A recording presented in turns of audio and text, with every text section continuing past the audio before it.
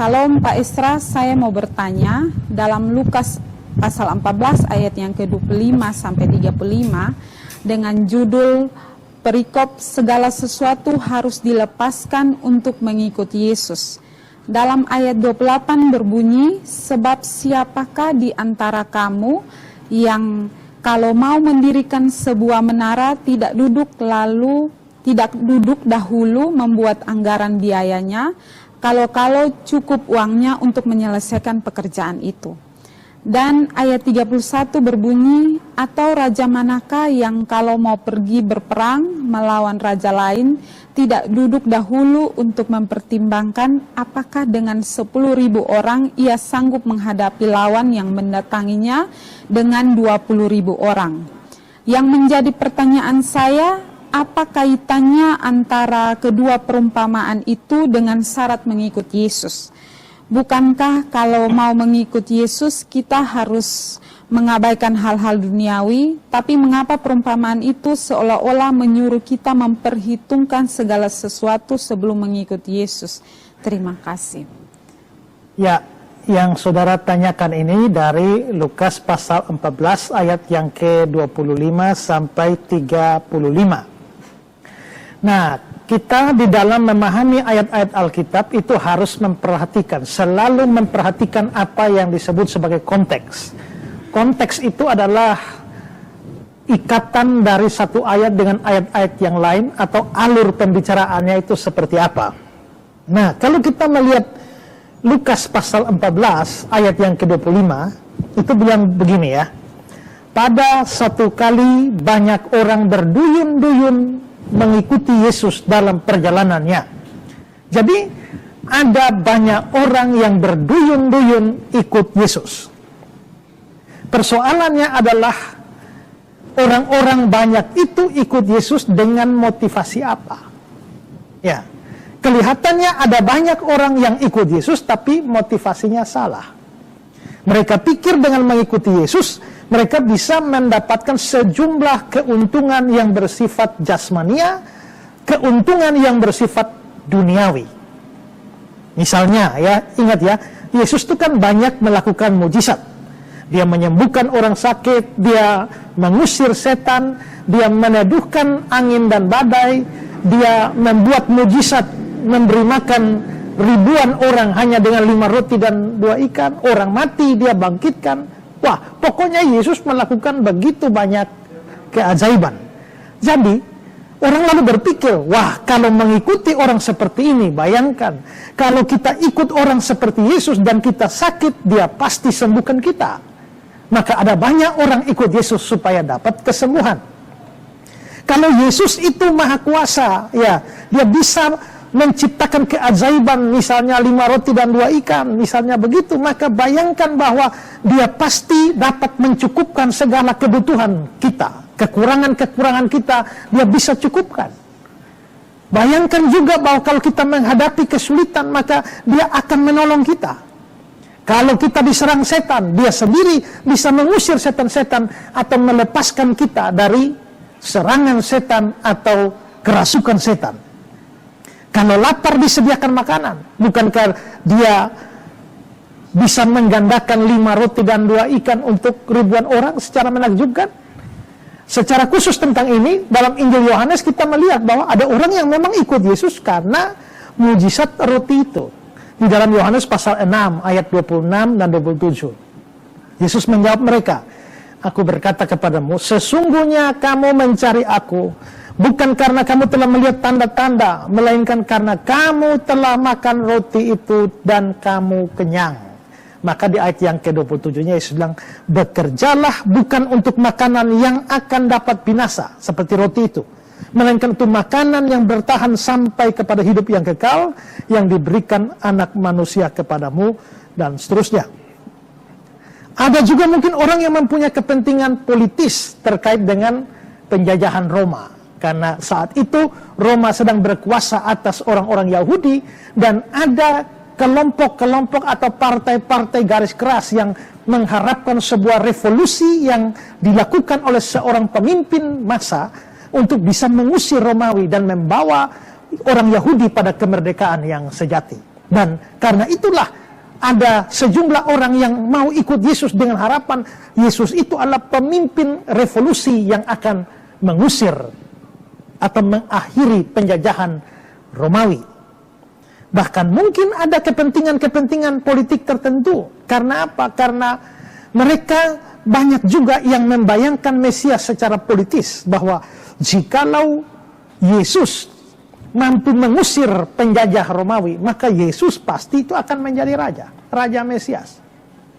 Dan bayangkan kalau Yesus jadi Raja, pengikut-pengikut itu pasti akan mendapatkan kedudukan-kedudukan yang besar. Nah, ini kita bisa lihat, kita nampak pada waktu apa yang dipikirkan dan dilakukan oleh dua orang muridnya, yaitu Yakobus dan Yohanes. Menurut Markus 10:35-36. Lalu Yakobus dan Yohanes, anak-anak Zebedeus, mendekati Yesus dan berkata kepadanya, "Guru, kami harap supaya engkau kiranya mengabulkan satu permintaan kami." Jawabnya kepada mereka, "Apa yang kamu kehendaki aku perbuat bagimu?" Ayat 37. Lalu kata mereka, "Perkenankanlah kami duduk dalam kemuliaanmu kelak, yang seorang lagi di sebelah kananmu, yang seorang di sebelah kirimu." Jadi ada kepentingan-kepentingan seperti itu. Jadi ada banyak orang yang ikut Yesus dengan motivasi cari keuntungan.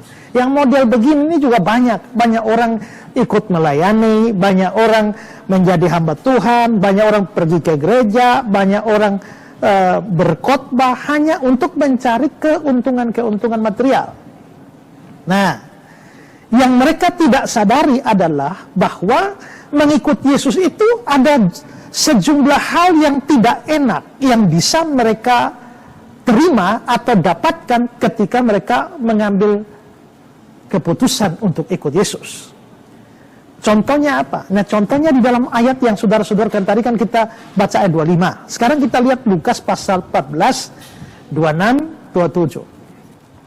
"Jikalau seorang datang kepadaku dan dia tidak membenci bapaknya, ibunya, istrinya, anak-anaknya, saudara-saudaranya laki-laki atau perempuan, bahkan nyawanya sendiri, dia tidak dapat menjadi muridku." Jadi Yesus bilang, kalau kamu, ini kan banyak orang berduyun-duyun ikut Yesus, tapi Yesus bilang, jika seorang dapat datang kepadaku dan dia tidak membenci bapaknya, ibunya, istrinya, seterusnya.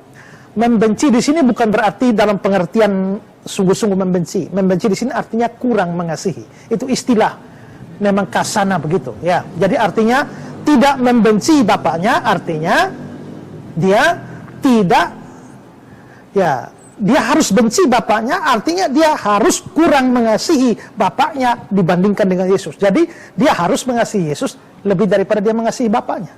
Dia harus mengasihi Yesus lebih daripada ibunya. Dia harus mengasihi Yesus lebih daripada istrinya.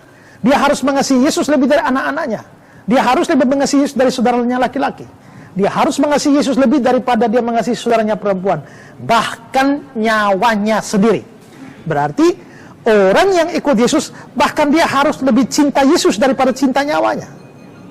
Nah, kalau tidak seperti itu, kamu tidak layak jadi muridku. Lalu ayat 27, "Barang siapa tidak memikul salibnya dan mengikut aku, dia tidak dapat menjadi muridku." Ini harus pikul salib. Kalau pikul salib, jelas adalah sebuah penderitaan. Memikul salib jelas adalah sebuah kesengsaraan. Karena itu, kalau kamu mau ikut aku, apakah kamu siap sengsara? Apakah kamu siap menderita? Pikul salib. Ya. Sebelum Lukas pasal 14 ini, di Lukas 9, itu ada cerita, ada orang yang menawarkan diri pada Yesus. "Guru, aku mau mengikut engkau, kemana saja engkau pergi, aku mau ikut engkau." Tapi apa jawab Yesus? Ya, Yesus bilang apa?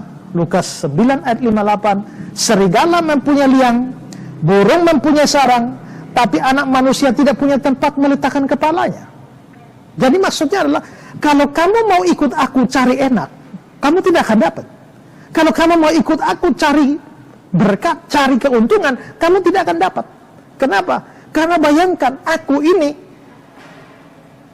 atau dengan kata lain, serigala dan burung itu masih lebih beruntung dari aku. Karena serigala bisa punya liang, burung punya sarang, tapi aku meletakkan tempat, meletakkan kepala saja aku tidak punya. Jadi kalau kamu mau ikut aku cari kekayaan, kamu salah.